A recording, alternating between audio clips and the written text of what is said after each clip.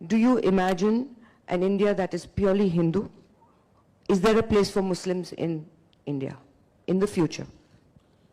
ये सवाल उन लोगों की समस्या है कि जो हिंदू और हिंदुत्व को जानते नहीं है।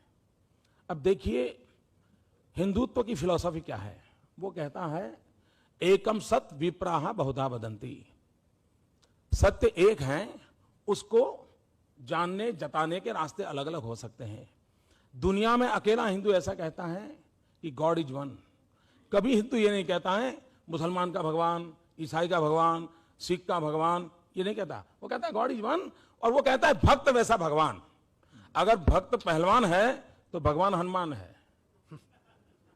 जहां पर यह फिलोसफी पनपी हो, वहां पर यह सवाल उठने का कारण यह है कि उस हिंदुत्व को हम समझे नहीं है। दुनिया में कोई ऐसी घटना नहीं है। आप देखिए, इजराइल का एक ऑफिशियल बुक है, इजराइल का ऑफिशियल बुक है।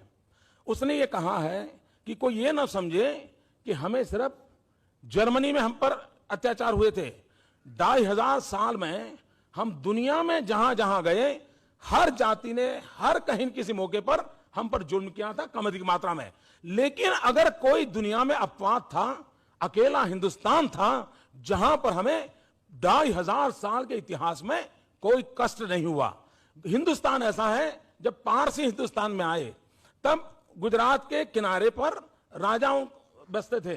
वो जब आए और उन्होंने एक रिक्वेस्ट किया कि हम आए हैं, लेकिन हमारा रिलीजियस बिलीफ ये है कि जब जो हम अग्नि लाए हैं, उस अग्नि को जब हम रखेंगे तो उसकी 50 किलोमीटर की रेंज में नॉन ईरानी कोई आना नहीं चाहिए। यानी राजा हिंदू, व्यवस्था हिंदू, और उन्होंने मांग एंटी हिंदू की। और यह देश ऐसा है कि यहां के हिंदू ने कहा था कि आप चिंता मत कीजिए, मैं व्यवस्था करता हूं कि वहां कोई प्रवेश नहीं करेगा और आपकी मान्यताओं का आदर करेगा। और मैं आपको बताता हूं विश्वास के साथ, आज जो दुनिया टेररिज्म के कारण संकट में आई है, उसका और उसमें जो इमोशनल ब्लैकमेलिंग हो रहा है, मैं नहीं कहता उसमें इमोशनल सपोर्ट है कि नहीं, लेकिन जो इमोशनल ब्लैकमेलिंग हो रहा है और उसमें रिलीजन का काफी उपयोग हो रहा है, और उसका मूल कारण है होलियर देन दाउ। तेरे संप्रदाय से मेरा संप्रदाय ऊंचा है, ये जब भाव जगता है तब कॉन्फ्लिक्ट पैदा होता है, और वो कॉन्फ्लिक्ट आतंकवाद तक की सीमाओं चला जाता है।